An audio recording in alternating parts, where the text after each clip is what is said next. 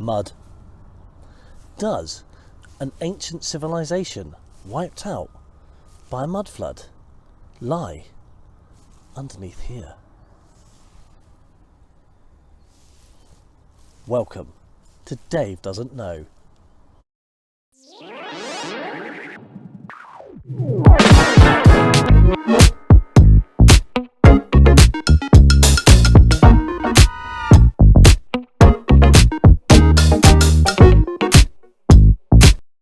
This week, I'm talking about the mud flood conspiracy. Whatever that is. Nice weather for it. The mud flood reset, or Reset 101, as I've heard it called. What exactly is it? Well, let's delve into the mud flood conspiracy and the concept of Tartaria. You're not ready for Tartaria. Forget all that. That's for a later video. There is a theory going around that the world was in fact covered in a flood of mud, covering buildings, the landscape, and wiping out entire civilizations, just as depicted in the Bible, a great flood that reset the earth. But where is the evidence, I hear you shout, Dave? Well, so here we have an image of the Mary Magdalene Church in Nebraska. This is an image that mud flood enthusiasts, because that's what I'm going to call them, use because, well, look at it, it's been altered. There is a clear difference in the line of bricks from the first set of windows on the first floor to the lower level ones. A clear line. Now, mud flood conspiracies say that this is evidence of a large-scale flood, which buried the lower half of the church, and we're only really unearthing it today.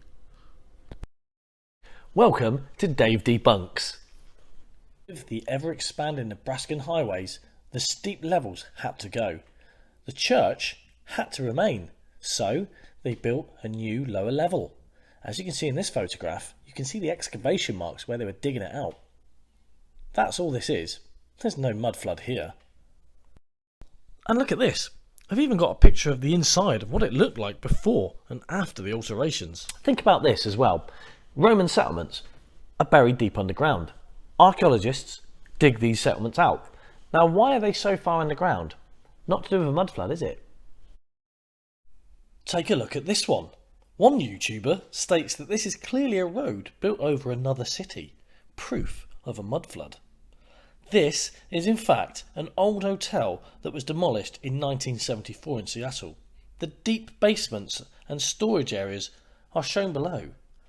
Welcome to Dave Debunks. Here are the before and after photographs of that hotel having been demolished.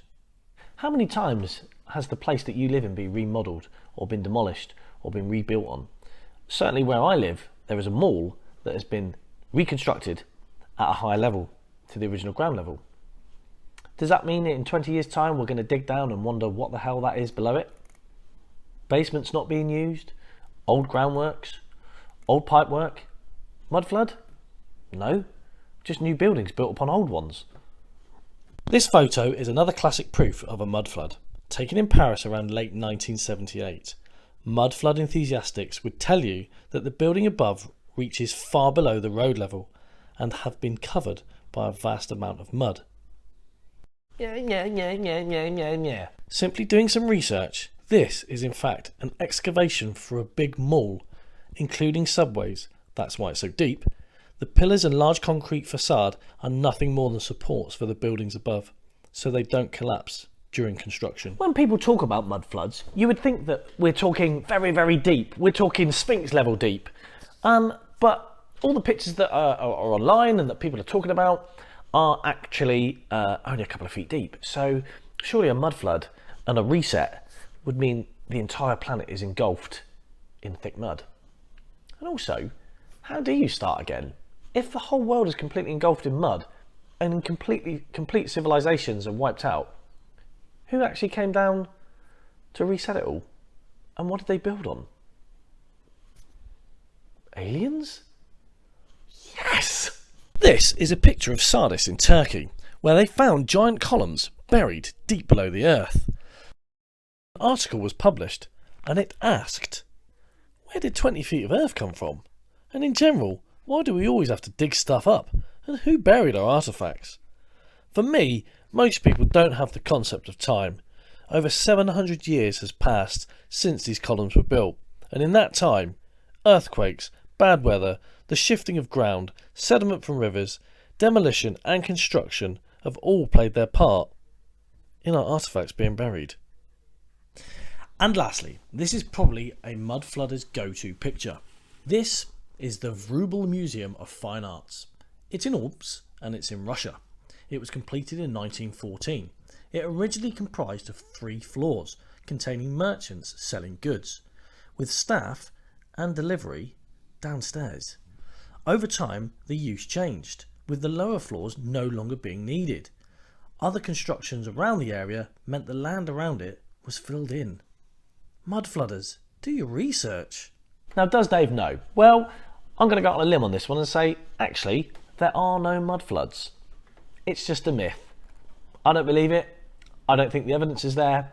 And I think it's very easy to pull things off the internet and make your own assumptions without doing the research.